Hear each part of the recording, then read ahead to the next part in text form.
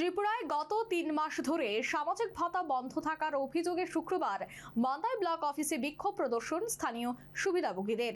এখন দেখার সরকার কতদিনে অসহায় উপভোক্তাদের পাশে দাঁড়ায় তাদের প্রাপ্য ভাতা চালু করে।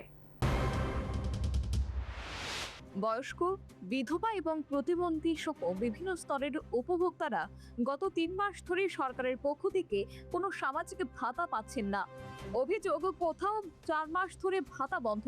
সামাজিক ভাতা না পাওয়ার কারণে অসহায় পরিবারগুলোর চরম আর্থিক অনটন ও সংকটের মুখোমুখি হয়েছেন।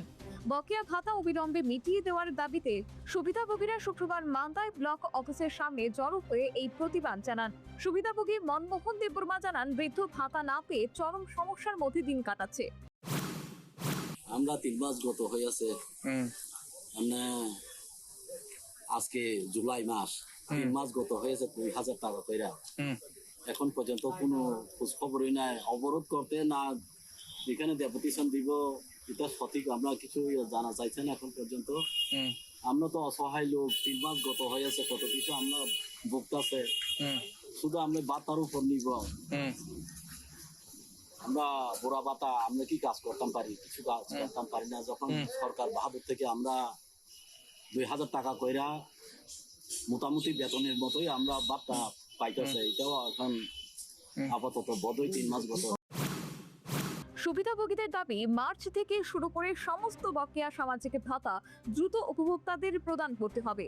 প্রতি মাসের প্রথম দিনেই টাকা সরাসরি ব্যাংক অ্যাকাউন্টে দিতে হবে এবং ভাতা প্রাপকদের টাকা তোলার সুবিধার্থে স্মার্ট কার্ডের ব্যবস্থা চালু রাখতে হবে।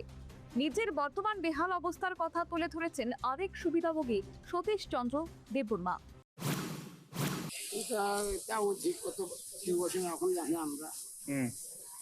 না, আলোচনার জন্য আইছেন আপনারা? আলোচনা মানে আপনি বাড়ি কোথায়? চারগড়িয়া। কত করে বাতা পান? মাসে ২,০০০ টাকা। ২,০০০ করে ৩ মাসে।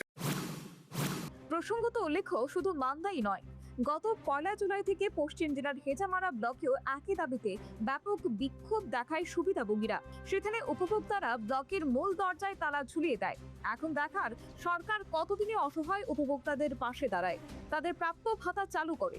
অতি শীঘ্রই তাদের বকেয়া সহ ভাতা প্রদান না করা হলে রাস্তায় নামার হুঁশিয়ারি দেন সুবিধাভোগীরা। Bureau report, News vanguard.